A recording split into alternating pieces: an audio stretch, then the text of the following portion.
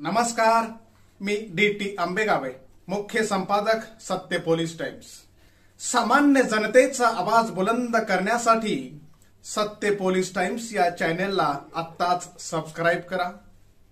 राष्ट्रवादी शरद पवार गटाच्या लोकसभा उमेदवारांची पहिली यादी जाहीर। शरद पवार गटाने उमेदवारांची पहिली यादी जाहीर केली आहे। शरद पवार गटाने 5 जागांवरील उमेदवार जाहीर केले आहेत।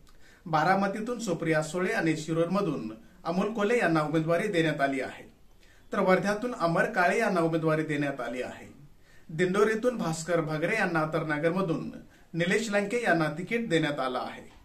वर्धा लोकसभा मतदारसंघातून नितेश कराळे गुरुजी इच्छुक होते, त्यासाठी त्यांनी शरद पवार यांची 3 वेळा भेट घेतली होती, पण त्यांना तिकीट देण्यात आलेलं नाही। शरद पवार गटाचे प्रदेशाध्यक्ष जयंत पाटील यांनी पत्रकार परिषद घेऊन पहिली यादी जाहीर केली आहे। पहिल्या यादीत एका महिलेला स्थान देण्यात आलं आहे। सुप्रिया सुळे यांना बारामतीतून उमेदवारी देण्यात आली आहे, त्यामुळे बारामतीत सुप्रिया सुळे यांच्या विरोधात सुनेत्रा पवार अशी लढत होणार आहे। वर्ध्यातून अमर काळे यांना उमेदवारी दिली गेली आहे। शिरूरमध्ये डॉक्टर अमोल कोल्हे तर नगरमधून निलेश लंके यांना उमेदवारी देण्यात आली आहे। ही पहिली यादी असून अजून एक यादी जाहीर होणार असल्याचं जयंत पाटील यांनी म्हटलंय। त्यामुळे दुसऱ्या यादीत पवार गटाच्या वाट्याला किती जागा येतात याकडे सर्वांचं लक्ष लागलं आहे। साताऱ्याचा सस्पेन्स मात्र कायम ठेवलाय। दरम्यान पवार गटाच्या यादीत साताऱ्याची जागा घोषित करण्यात आलेली नाही।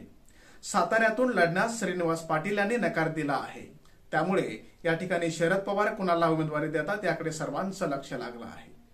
काल शरद पवार सातारा दौऱ्यावर होते, यावेळी त्यांनी कार्यकर्ते आणि नेत्यांशी चर्चा केली, त्यामुळे कालच या उमेदवारांची घोषणा होईल असं सांगितलं जात होतं, पण साताऱ्याची जागा अजूनही जाहीर करण्यात आलेली नाही। साताऱ्यातून काँग्रेसचे उमेदवार पृथ्वीराज चव्हाण लढण्याची शक्यता वर्तवली जात आहे, त्यामुळे शरद पवार ही जागा काँग्रेसला सोडणार का? सोडली तर त्या बदल्यात राष्ट्रवादीकडे कोणती जागा येणार याबाबत सस्पेन्स अजूनही कायम आहे।